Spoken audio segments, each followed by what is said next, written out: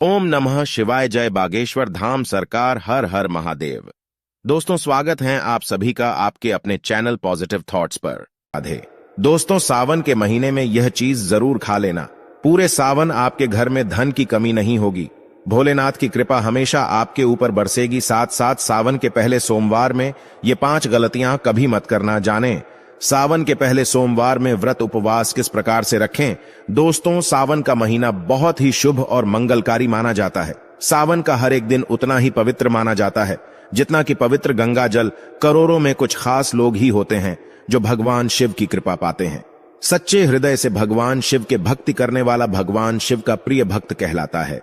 अगर आप भगवान शिव से प्रेम करते हैं तो सच्चे दिल से कमेंट बॉक्स में लिखें हर हर महादेव ओम नम शिवाय। भगवान शिव के लिए एक लाइक तो बनता है।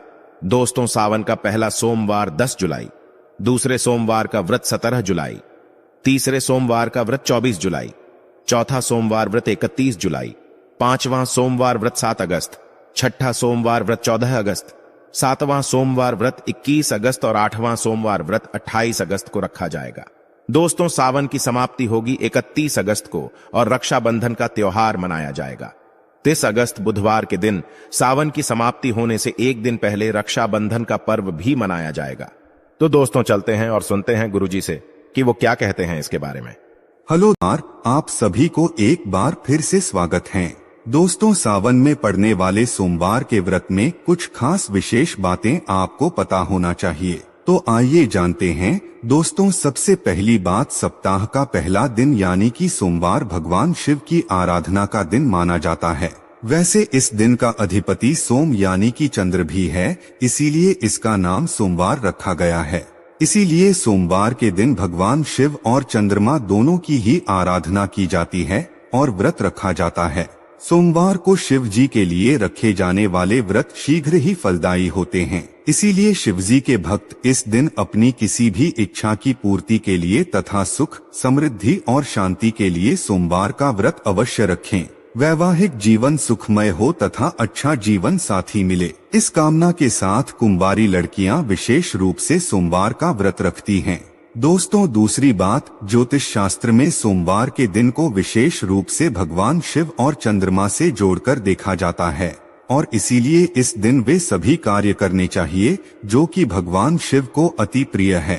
भगवान शिव के मंदिर में जाकर गंगा जल अर्पित करना चाहिए और भगवान शिव को विशेषकर रूप से प्रिय बेलपत्र को भी अवश्य चढ़ाना चाहिए। शिवजी को चंदन काले भी लगाना चाहिए और आटे की पंजीरी का भोग भी लगाना चाहिए। रात्रि में चंद्रमा को भी अवश्य देना चाहिए। इससे जीवन में सुख, समृद्धि और धन की प्राप्ति होती है। दोस्तों, तीसरी बात, भगवान शिव को सफेद वस्तुएं अत्यंत ही प्रिय है। इसीलिए सोमवार के दिन सफेद चीजें जैसे कि दूध, दही, सफेद फूल इत्यादि को भी विशेष रूप से भगवान शिव को अर्पित करना चाहिए और शिव जी को सफेद चीजों का ही भोग लगाकर आप भी सफेद वस्तु ही ग्रहण कर सकते हैं। इससे आप पर शिव जी की कृपा अवश्य बरसेगी।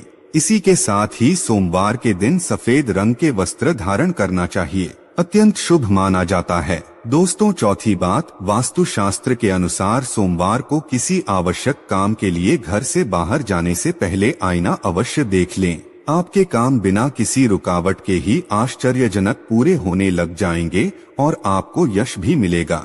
दोस्तों, ये वह काम है जो हमें सोमवार के दिन अवश्य करने चाहेंगे, लेकिन कुछ काम ऐसे भी हैं जो हमें सोमवार के दिन कभी नहीं करने चाहिए। दोस्तों, पहली बात, सावन सोमवार के दिन काले रंग के कपड़े पहनकर शिव जी के मंदिर में भूल करके भी प्रवेश न करे। व्रत इत्यादि में भी काले रंग के कपड़े कभी ना पहने। महिलाओं को सोमवार के दिन बाल भी नहीं धोने चाहिए, इससे परिवार पर गहरा असर पड़ता है।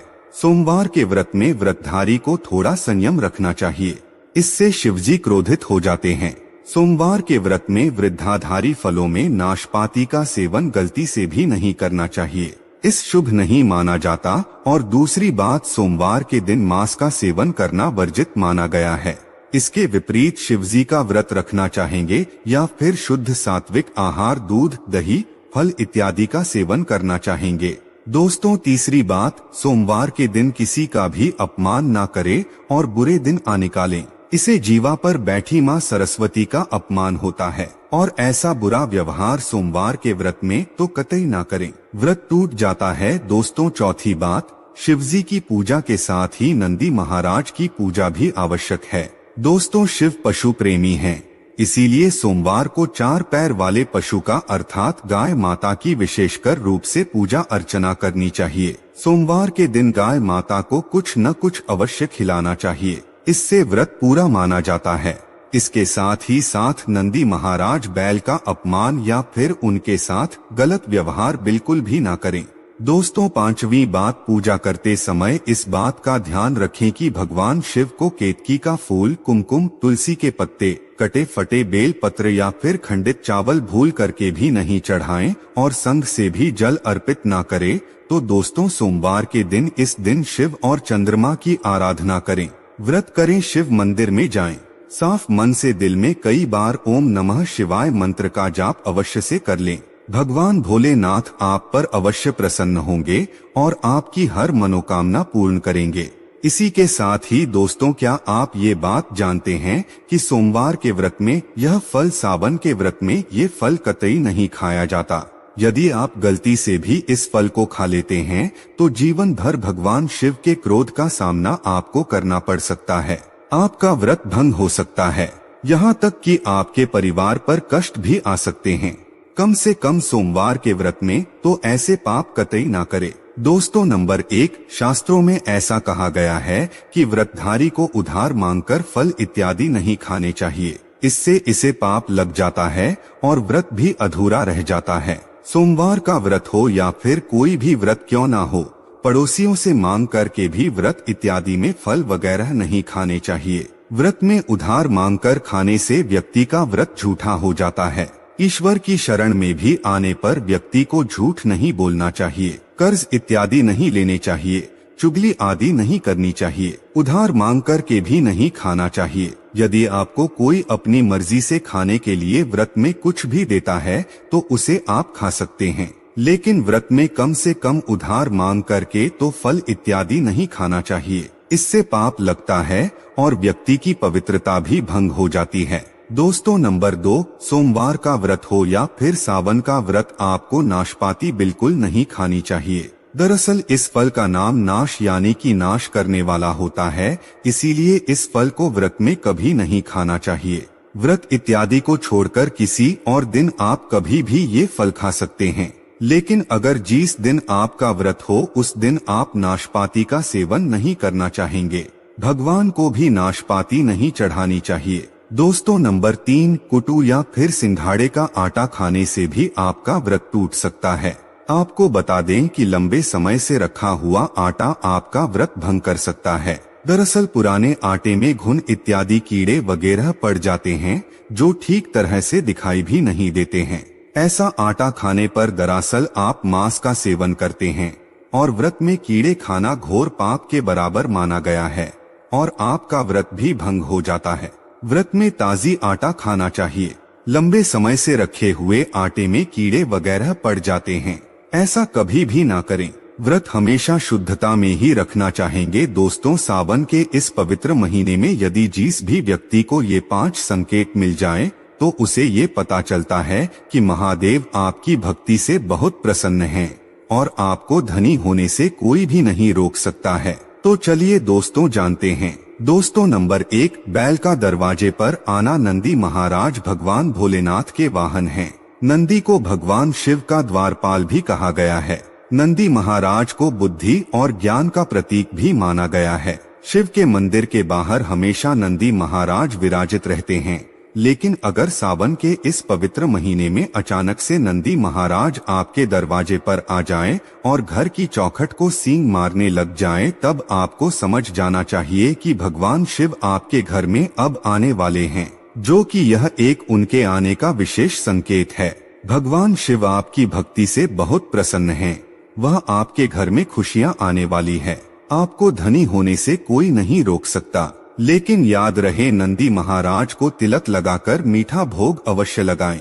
दोस्तों, नंबर 2, सावन के पवित्र महीने में अचानक से आपके सपनों में यदि शिवलिंग दिखाई दे जाएं, अर्थात भगवान शिव दिखाई दे जाए तो इससे आपको यह समझ लेना चाहिए कि अब आपके जीवन से परेशानियों का अंत जल्द ही होने वाला है। भगवान शिव आपकी सच्ची आराधना और भक्ति से बहुत ही खुश हैं और वे आपके घर में अब आने वाले हैं। ऐसे में याद रहे कि शिव की भक्ति में कोई भी कमी नहीं आनी चाहिए। घर को गंदा मत रखना क्योंकि आपके घर में भगवान शिव आने वाले हैं। दोस्तों, नंबर 3, शास्त्रों के अनुसार ऐसा माना गया है कि नीलकंठ भगवान शिव का ही प्रतीक है। यदि आपके घर के सावन के महीने में नीलकंठ छत पर आकर बैठ जाए तो उन्हें भूल करके भी मत भगाना क्योंकि यह भगवान शिव का ही प्रतीक माने गए हैं। ऐसे में आपको खुश होना चाहिए क्योंकि भगवान शिव आपकी भक्ति से बहुत खुश हैं। शास्त्रों में ऐसा बताया गया है कि नीलकंठ अगर मनुष्य के घर पर आकर बैठ जाए तो साक्षात घर में महाशिव के आने के संकेत माने गए हैं। अब आपके बुरे दिन जाने वाले हैं। ऐसा कहते हैं कि श्री राम ने इस पक्षी के दर्शन करने के बाद ही रावण पर विजय प्राप्त की थी। दोस्तों, नंबर 4, सावन के पवित्र महीने में अचानक से घर में काला सांप यदि निकल आए तो इसे बहुत ही शुभ माना गया है। इसे बिल्कुल भी ना मारे। ये भगवान शिव के आने का संकेत है। जिनकी भक्ति से महादेव प्रसन्न होते हैं तब महादेव किसी खास अवसर पर ही अपने दर्शन देते हैं। सावन का महीना बहुत ही पवित्र महीना माना गया है। यही वो महीना है जिसमें भगवान शिव धरती पर आते हैं और उसी घर में अपना आवास बना लेते हैं जो सच्चा भक्त होता है। सपनों में किसी भी मंदिर में राग नागिन का जोड़ा देखना बहुत ही शुभ माना गया है। ये घर में शिव के आने के संकेत हैं। अब आपको खुश होने की जरूरत है। दोस्तों, नंबर 5, सावन के शुभ अवसर पर सोमवार के दिन डमरू की आवाज, घंटियों की आवाज यदि सुनाई दे जाए तो यह अत्यंत शुभ माना गया है। इसका अर्थ यह है कि भगवान भोलेनाथ आपसे प्रसन्न हैं और जल्द ही आपके घर और जीवन में प्रवेश करने वाले हैं, जिससे आपका आर्थिक संकट दूर होकर जीवन में सुख समृद्धि आने वाली है। महादेव आपसे बहुत खुश हैं। दोस्तों, महादेव की कृपा पाने के लिए एक बार भगवान शिव का जयकारा अवश्य लगाएं।